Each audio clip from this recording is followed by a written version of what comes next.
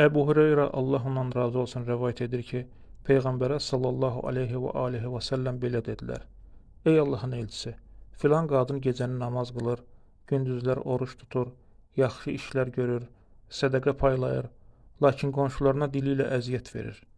Peyğəmbər ona və ailəsinə Allahın salavatı və salamı olsun buyurdu. O qadında xeyir yoxdur. O, cəhənnəm əhlindəndir. Sonra dedilər, bir qadın da var ki, vacib namazları qılır, yağsız pendirindən sədəqə verir və heç kimə əziyyət vermir. Peyğəmbər sallallahu aleyhi və səlləm buyurdu, o cənnət əhlindəndir. İbn Hibban 2054-cü hədis.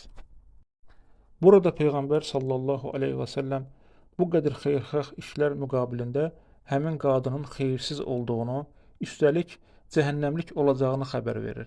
Bu da o deməkdir ki, qonşuya əziyyət vermək insanı cəhənnəmə sürükləyən amillərdən biridir. Cəhənnəm oduna girməyə səbəb olan hər bir əməl böyük günahlardan sayılır. Qonşuya əziyyət vermək də böyük günahlardandır. Hərçənd namaz qılmaq və oruç tutmaq günahları silib aparır. Lakin qonşuya əziyyət vermək böyük günah olduğundan bu yaxşılıqlar həmin günahı silə bilmir.